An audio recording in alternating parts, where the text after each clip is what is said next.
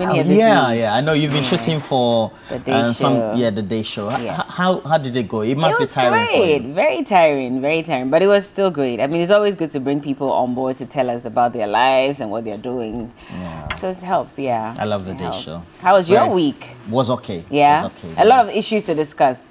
Yes. We started from the way the Ashanti Regional Minister spoke rudely to the caterers of the what do we call school feeding program in the Ashanti and it looks region. like that just won't go. And I think it's also part of the discussions today as well. Yes, it is. It looks like he's a man who seems to have a certain temper, and I don't know whether if you have such a temper, you should be holding public well, office. you can hold political office or public office, but at a critical time when everybody is on edge because the indicators of the economy are not good, then I don't know whether he's the right person to be the Ashanti Regional Minister, because he's not the go-to person when it comes to school feeding program. Exactly. But there should be a reason why the caterers of the school feeding program in the Ashanti region decided to go to him, because they thought that he was an embodiment of somebody who has been appointed. And if you look at what the Constitution says,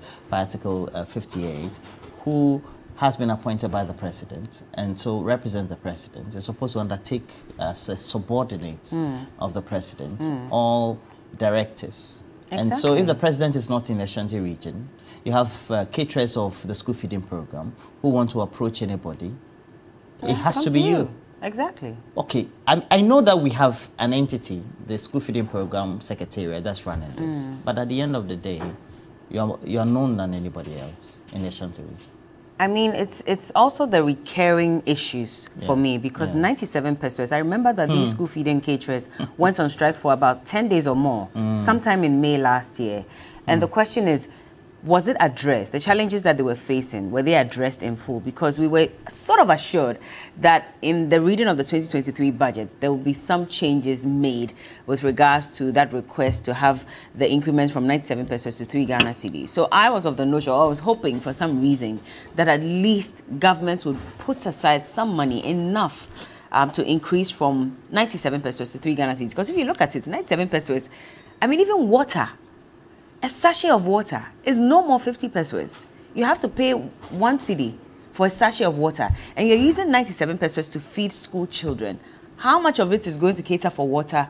How much of it is going to cater for an egg a day if you're giving them an egg, maybe banku and soup? It's never enough. And these caterers have constantly complained that we go for loans to cook food for these children. You don't pay us for 3 terms, you don't pay us for maybe 4 terms, and we keep complaining and nothing is done about it. You look at the allocation, almost 1 million Ghana cedis allocated for school feeding alone this year. But even that, they're saying it's still not enough. Because if you calculate, it's not going to move the figure from 97 to 3 Ghana cedis. And if you go to senior high school, they are feeding the students, the day students, with 3 Ghana cedis a day. So why is it that we're giving so much attention to the higher level, but when it comes to the basic schools, there's always a problem? School uniform, it's a problem. Books, it's a problem. Everything is delayed. And these are the children who are supposed to graduate from the junior high school into the senior high school. But if you don't feed them, if you don't provide the basic necessities for them at that very tender stage, how do you expect them to even move on? Because a lot of them will drop out of school. Because they've said it, that the reason we come to school is because at least we know that there'll be some meal that will be provided for us in school. That is not happening. And then you have a whole minister who throws his hand at these caterers and says that it is illegal because you're supposed to alert the police. Fine, yes, let's talk about the legality of it. But for you as a minister, are you not concerned about the children who are hungry and cannot be fed? Because this is just Ashanti region. Imagine if they decide to declare nationwide strike. What happens? And we just have a week for them to reopen school. What is the future of these children? I don't think that it's bright at all. I think that's what you just said. You just hit the nail on the head, because there is an objective for which we had the school feeding introduced during the Kufuor administration, and it's been continuous by other governments since up to today. It speaks volumes about the priority that the president, as well as his finance minister, Ken Oforiatta, gave to the school feeding program. Because if, for example, in the period of when, look at the food that they said, protein. And these are the formative periods when children or young people are supposed to be given good, nutritious food. All right? So that they have their brain cells and and formation adequate for them to have good teaching and learning periods in school.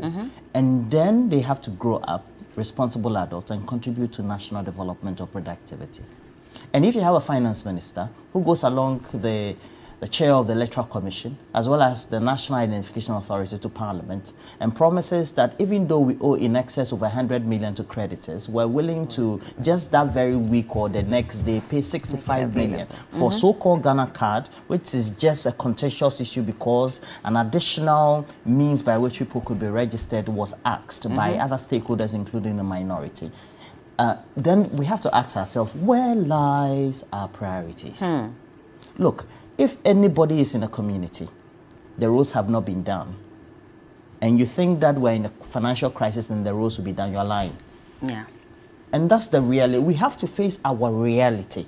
And I think that as we Ghanaians are facing our reality, with the additional tax burdens or handles that are being asked of us to pay, those in public office, the president, his ministers, etc., those who are supposed to be his right and left-hand men and women should also face the reality. They should show some level of empathy. It's a very simple thing. We clearly are not seeing that. We're not seeing that, and that's a major problem. I mean, it's really sad. I wouldn't want my mother to be sitting there crying because she's used all her savings to cook for children, waiting to be paid. And she has a minister just throw his hands. I mean, when I saw the video, I was very disappointed. But was I surprised? No. You were not surprised? No. No. I wasn't surprised. All right, we're taking a break. When we come back, we will look at all the relevant issues we have for today and then also go to Johnny's Bite. There's a lot that you should expect on the show today. Of course, after big issues, we have a barbecue. Yeah, we do have a barbecue today. Ah, okay. And we're going to do it outside, so that should be an interesting one, especially because we're heading into a long weekend. You're probably thinking of what to do to bring family together. So maybe it's also Easter, right? Yeah, Saturday Easter. Exactly. So tomorrow is Good Friday. Okay. Yes. Right, great. So after Good Friday, maybe Saturday or Easter Monday, you'd want to do something for the family, for friends. Maybe you can have a barbecue. That won't be bad. Yeah. Are you going to do it and invite us? Barbecue, Yeah. Yeah. You should. We'll say hi. What is barbecue? Roland, why are you pretending you don't know what barbecue is? All of a sudden, because I'm asking you to invite us. Or is it suya? That we will do suya. Well, maybe the local name can be suya. Yes. The local name for barbecue can be suya. But I know a lot of people like suya. Yeah, I know. Do you like it as well? Not particularly. Okay. It's just because sometimes the meat is dried and the next day is back on. So, but I do take a lot of the kebab. Ah, yeah. Yeah. So I think that it can be a substitute for suya. It can. Yeah. It but can. you know the way they do the suya is it's very dry because you know originally if you get to live with those who work in dairy or you know cattle ranches etc. And then also you're with a lot of people who are in the Muslim communities. The meat is dried. And so by the time that it gets to be dry enough, you find that the fatty parts makes it very lean, you know. And then even in some European countries, that's how it's treated. And then after, when they're doing the barbecue, they do it in such a way that they constantly will put the fire at a certain temperature and then it drains the fat out of it. So it makes it very dry. I thought you said you didn't know what a barbecue was. No, I know what a barbecue is. See how you're breaking it down. Yeah, so it makes it very dry. Yeah. Charlie, that one when they chew, they be. Yeah. So I think that's why, you know, there's everything local about something. So while you're gonna do it, maybe plush area, East Legon, etc. Charlie, the suya comes with, especially with that the way they do pepper. I've never tried it though. Suya.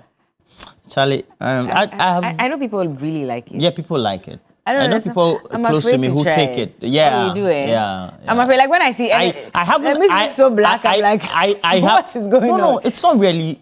Hey. I think it's dark brown, coffee brown. It's dark. Because constantly, for example, if the stock is not finished for today, they will bring it back the next day. So how do you know you're buying fresh? But the restaurants that you buy from, the food is refrigerated or stored in a certain way. No, after it's been cooked? Yes, because you work in the food business. So, of course, you're cooking for a certain target market or people who troop in or make orders, but you're not going to have everything being exhausted for the day. So, if you know that you eat out, I think that if you have a certain perception about leftover food, you really need to. And then you need to know the times when you have to buy food. For example, when the restaurant opens, the first hour at least, I think that it's a good time to buy? No, some of the food will be a bit mixed. So you have to wait till later. Yeah, but if you work with people or you relate to people who work in the food industry, that's how it is. You know the scariest part of But in your house, don't you have leftover food? No, but that's my house. So I preserve it properly. No, it's totally different. No, it's totally different. That's my house. I know what I've cooked and I know what I've kept in the fridge. It's different from going to buy something and, you know, with the notion that you're buying freshly made food or freshly prepared food, and then you end up with food that was done the night before. I mean, it's not too encouraging. But you know the scariest part, when you're not sure if what you're chewing is dog meat or cat meat. Charlie, there was a particular, you know the kibbeh, the one that they put on the sticks. Yeah, there was a particular one. The meat was so red, I knew that it was dog meat. And you still ate it? Oh, fast. Hey. Okay. But you know what? I have to say good morning to lawyer Leonard Sergio, distinguished legal practitioner. Please, we have Johnny's Bite next. Stay with us.